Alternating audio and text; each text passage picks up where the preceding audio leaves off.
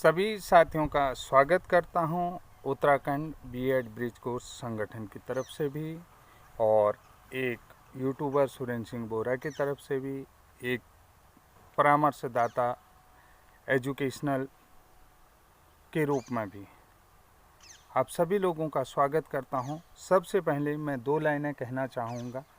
हमको मन की शक्ति देना, मन विजय करे, दूसरों की जय से पहले खुद को जय करें। देखिए, हम दूसरों के गुणगान करने से पहले जो है कि हम लोगों में इतना आत्मविश्वास होना चाहिए कि दूसरे की सफलता से हमको कोई ईर्ष्या न होनी चाहिए, ना द्वेष होना चाहिए। तो साथियों, जैसा कि आपने देखा, NIOS DLED उत्तराखंड को कोर्ट की तरफ से कुछ राहत दी गई है और कुछ खुशखबरी भी उनको कहा जा सकता है कि उनके लिए खुशखबरी भी है। तो बहुत सारे जो है कि NIOS DLED प्रदेश के प्रशिक्षित उम्मीदवार जो याचिकाकर्ता नहीं हैं, वो लोग सोच रहे हैं कि हम आगे क्या करें कि जिससे कि हम लोग भी अंदर कंसीडर हो जाएं। तो साथियों, मैं उन्हीं लोगों के रिगार्डिंग कि जो लोग सोच रहे हैं कि अब हम क्या करें, 281 लोग तो अंदर हो गए हैं, लेकिन हम क्या करें। एक्चुअल में क्या है कि हम एक दूसरे की बातें सुनते हैं, कोर्ट का ऑर्डर नहीं पढ़ते हैं। कल देर शाम तक जो है कि कोर्ट का ऑर्डर जो है कि साइड में अपडेट हो पाया। उसके बाद जो है कि जो भी नतीजा आया, शायद बहुत कम लोगों ने पढ़ा होगा कि एक्चुअल में क्या होता है कि ऑडियो मैसेज हो रहा है व्हाट्सएप में, और लोग जो होते हैं कि देखिए, संगठन को चलाने के लिए, सरकार तक अपनी बात पहुंचाने के लिए, विभाग तक अपनी आवाज़ पहुंचाने के लिए, तो संगठन के जो नेतृत्व करता है वो ज़रूर मीडिया में अपनी बात रखते हैं, अपना पक्ष रखते हैं। अपना पक्ष रखना, हम किसी का विरोध नहीं कहते हैं, अपना पक्ष रखना किसी के हक में फैसला नहीं कहते हैं, और ना हम किसी का विरोध करते हैं। अपने हक में फैसला रखने, अपने हक में बात रखना सबका एक अधिकार है, जो संविधान में भी जो है कि बोलने की स्वतंत्रता का अधिकार दिया हुआ है। तो वो सबका अधिकार है। वो नंदन सिंह बोरा जी का भी अधिकार है, वो सुरेंद्र सिंह बोरा जी का भी अधिकार हो सकता है, वो सुरेंद्र राणा जी का भी अधिकार हो, विपिन भंडारी जी का भी अधिकार हो सकता है। तो मैं मेनली जो है कि उन 37,000 जो NIOS DLED प्रशिक्षित उम्मीदवार हैं, उन लोगों के लिए कहना चाहूँ। सबसे पहली बात ये चीज़ कह रहा हूँ कि नंदन सिंह बोरा किसी पद के लिए नहीं लड़ रहे थे, किसी पर्टिकुलर पोस्ट के लिए नहीं लड़ रहे थे। उन्होंने जीओ को चैलेंज किया। जीओ जो है कि सबके लिए एक जैसा होता है, यानी कि रूल्स की बात कर रहा हूँ, सेवा नियमावली की बात कर रहा हूँ। सेवा नियमावली को चैलेंज किया था। उन्होंने कहा कि सेवा नियमावली में जो है कि उत्तराखंड राज्य की जो सेवा नियमावली 2012 यथा संशोधित है, उसमें जो है कि NIOS DLED को कोई स्थान नहीं है, और न ही जो आवेदन फॉर्म आए हैं उसमें आवेदन स्वीकार किए जा रहे हैं NIOS DLED वालों के लिए। उन्होंने सबसे बड़ी चीज़ है कि कोर्ट ने भी के आगे उन्होंने कहा कि अगर कोर्ट अपना फैसला नहीं दे सकता है तो आप हमको जो है कि भर्ती में परमिटेड तो कर लीजिए। तो कल वही नतीजा आया कि उनको भर्ती में परमिटेड किया गया है, ना कि अब चयन होगा या ना होगा। ये अब दूसरी बात है कि अभी तक जो है, मैंने आपसे एक चीज़ अच्छे से समझाया कि इससे पहले उनको देखिए, उन्होंने सेवा नियमावली की बात मैंने आपको बता दिया कि सेवा नियमावली में कोई स्पष्ट रूल उनके लिए नहीं थे। उन्होंने आवेदन प्रक्रिया में भाग लिया, तो आवेदन प्रक्रिया में भी जो है कि उनको स्वीकार नहीं किया गया। तो उसके बाद जो है कि कोर्ट में उन्होंने जो है कि चैलेंज किया, जीओ को चैलेंज किया। जीओ को चैलेंज करने के बाद उन्होंने कहा, आपने हमें चयन प्रक्रिया में बेशक नहीं भी लिया है, लेकिन हमें भर्ती प्रक्रिया में शामिल तो कर लीजिए। तो ये जीओ चैलेंज करना तो सभी लोगों के लिए, लगभग जो 37,000 NIOS DLED से प्रशिक्षित है, सबके हक में फैसला गया, ना कि पर्टिकुलर 281 याचिकाकर्ताओं के लिए। वो 281 याचिकाकर्ताओं के लिए नहीं गया है, वो फैसला सारे लोगों के लिए गया। आप कभी ना सोचें कि हम याचिकाकर्ता बने, क्या करें, याचिकाकर्ता बने या ना बने, हमारा आगे क्या होगा। तो सबसे बड़ी बात बता रहा हूँ कि ये जो फैसला है, ये जीओ को चैलेंज है, और ये सबके लिए जीओ बनता है, सबके लिए रूल बनते हैं, सबके लिए बनते हैं। उसके बाद जो है कि डिपेंड करता है कोर्ट में आगे जो फैसला आया है, तो उस फैसले में क्या होगा। अभी जो है कि फाइनल फैसला, फाइनल डिसीजन नहीं है। कल शाम जब ऑर्डर आया तो उस ऑर्डर की बहुत सारे व्हाट्सएप ग्रुपिंग में चल रही थी, तो उस ग्रुप व्हाट्सएप और ऑर्डर की ही एक कॉपी मेरे पास है, उसमें क्या लिखा है मैं आपको पहले हिंदी में समझाऊंगा, फिर अंग्रेजी में समझाऊंगा। कि देखिए, आपको बता दूं हूँ कि श्री SK मिश्रा ये CJ हैं, सहायक जो हैं कि चीफ जस्टिस हैं। उसके अलावा जो है जस्टिस RC खुलवे जी हैं। उसके अलावा जो है कि मिस्टर CD बहुगुणा जी हैं, जो याचिकाकर्ताओं के वकील हैं। अनिल कुमार बिष्ट जो हैं स्टैंडिंग काउंसिल के एडवोकेट हैं। एडवोकेट योगेश पंचोलिया जी हैं, जो NCT के वकील हैं। और मिस्टर शशांक उपाध्याय जो हैं NIOS के वकील हैं, NIOS बोर्ड के वकील हैं। जैसा कि आपने देखा होगा कि हमारे याचिकाओं में भी यही सारे वकील हैं। तो अब जो है कि जो यूनियन उसके हैं, इंडिया यूनियन के हैं कि भारतीय संघ के जो वकील हैं वो हैं सौरभ अधिकारी जी।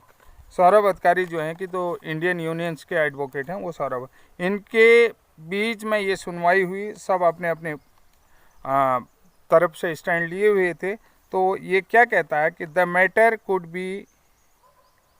could not be taken up for the final disposal because of some unavoidable reasons.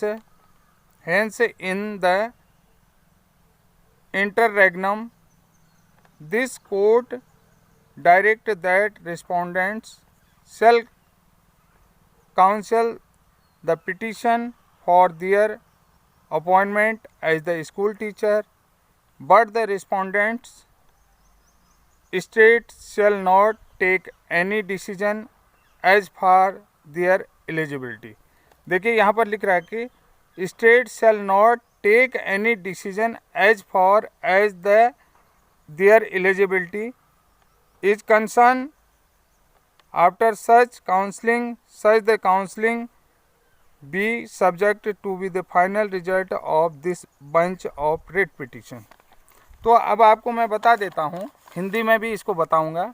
Hindi में क्या लिखा है कि मामलों को अंतिम रूप नहीं दिया गया है। जो मामला है उसको अंतिम रूप नहीं दिया जा सका है कुछ अपरिहार्य कारणों से जो कि कुछ निपटाना रह गया होगा। इसलिए इस अंतराल में न्यायालय निर्देश देता है कि प्रतिवादी याचिकाकर्ताओं को उनके लिए परामर्श दें। जो प्रतिवादी हैं याचिकाकर्ताओं के लिए परामर्श दें। स्कूल शिक्षक के रूप में नियुक्ति, लेकिन प्रतिवादी राज्य कोई निर्णय नहीं लेंगे। यानी कि जो राज्य के प्रतिवादी जो हैं कि प्रतिवादी राज्य कोई निर्णय नहीं लेंगे जहां तक उनका इस तरह की काउंसलिंग के बाद पात्रता का संबंध है। पात्रता का संबंध है तो वो राज्य से आगे नहीं जाएंगे। ऐसा परामर्श न्यायालय फैसले के अधीन होगा। रिट याचिकाकर्ताओं का अंतिम जो है कि 13 जून को आएगा, निपटारा जो है 13 जून को आएगा।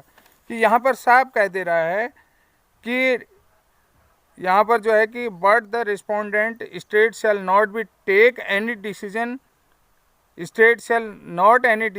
As for their eligibility is concern after such counselling. तो यहाँ पर कहता है प्रतिवादी याचिकाकर्ताओं के उनके लिए परामर्श दें स्कूल शिक्षक, लेकिन प्रतिवादी राज्य कोई भी निर्णय नहीं लेंगे जहां तक इस तरह की काउंसलिंग का। राज्य उनके बारे में कोई भी ऐसा निर्णय अभी नहीं लेगा। तो इसमें साफ लिखा गया कि यानी कि उसमें पेंच फंसा हुआ है। जो भी लोगों ने जो है कि ऑर्डर को पढ़ा होगा, ऑर्डर की कॉपी को बड़े ध्यान से पढ़ लें। पुनः मैंने जो है कि कोर्ट का ऑर्डर ही आपको पढ़ा दिया है, और कोर्ट के ऑर्डर को क्योंकि मैं आराम से पढ़ रहा हूँ और आराम से आपको समझा रहा हूँ कि उसमें साफ लिख लिया है कि राज्य के जो नियम हैं उनके अभी प्रतिवादी जो है कि राज्य के नियमों के अगेंस्ट नहीं जाएंगे। उनमें जो है कि कोई भी ऐसी चीज़ें नहीं करेंगे जो राज्य के अगेंस्ट हों। यानी कि इसमें लिख दिया है कि राज्य का निर्णय नहीं लेंगे, यानी कि जो राज्य में निर्णय है राज्य का निर्णय लेगा, उसके आगे अपना कोई भी निर्णय नहीं लेगा जब तक अंतिम फैसला नहीं आएगा। अभी तक जो राज्य सरकार के अपने नियम हों वो यथावत बरकरार रहेंगे। कहने का मतलब है राज्य सरकार की जो सेवा नियमावली है अभी यथावत बरकरार रहेगी, क्योंकि इसमें लिख लिया है कि कुछ निपटारा जो है कि कुछ ज़रूरी चीज़ें यहाँ पर लिख लिया गया है कि इसने कह दिया है कि could not be taken up for the final disposal because of some unavoidable reasons, जो है कि कुछ जो है असंगत जो भी अनअवॉइडेबल है वो जो रीजन्स रह गए हैं, तो उनके कारण से अभी जो है कि कोई भी फैसला नहीं लिया गया। तो इसलिए बहुत सारे लोग कह रहे थे, ग्रुप में भी मैसेज पढ़ रहा था, मैं मैसेज देख रहा था कि 281 पद जो है फ्रीज कर दिए गए हैं, उनके लिए रिजर्व पर रख दिए गए हैं। पहली बात बताता हूँ कि कोई भी पद अभी रिजर्व पर नहीं रखे गए हैं। अगर आप लोग थोड़ा सा भी ध्यान देंगे तो आप घबराएं नहीं कि उन्होंने कहा उन याचिकाकर्ताओं को पद मिल जाएगा, हमें मिलेगा नहीं मिलेगा।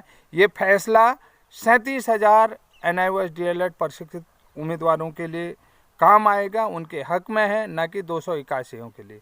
281 कोई भी पद फ्रीज नहीं किए गए जैसा कि अभी ऑर्डर की कॉपी में लिखा गया है। तो साथियों, आप बहुत ज़्यादा चिंतित हो जाते हैं, आपको चिंता करने की ज़रूरत नहीं है। सबसे पहली चीज़ है कि ऑर्डर पर विश्वास रखें। फिर ऑर्डर में क्या कह रहा है उस ऑर्डर को पढ़ें। उस ऑर्डर को पढ़ने के बाद ही आप अपना फाइनल डिसीजन दें, चाहे NIOS DLED वाले हों या ब्रिज कोर्स वाले हों। तो ये कुछ कारण रह गए हैं, उन कारणों से फाइनल निपटारा नहीं हो पाया है। तब तक उन्होंने कहा कि भैया जब तक आपका निपटारा नहीं होता तब तक हमको काउंसलिंग में जो है कि शामिल करने के लिए तो अनुमति दे दो। तो उनको परमिट दिया। एक बीच का रास्ता निकाला गया, कोई फाइनल डिसीजन नहीं आया, बीच का रास्ता इसमें निकाला गया। बीच का रास्ता उन्होंने कहा हाँ भैया तुम भर्ती में शामिल हो जाओ। बाकी जो है कि अभी कोर्ट भी जो है कि कोई आप जो है कि जो रिस्पॉन्डिंग वकील है वो राज्य के नियमों के अगेंस्ट नहीं जाएंगे, राज्य के नियमों के साथ कोई छेड़खानी नहीं करेंगे, कि राज्य के नियम जो हैं यथावत रहेंगे, उसी प्रकार से बने रहेंगे जब तक कि कोर्ट का फाइनल डिसीजन नहीं आ जाएगा।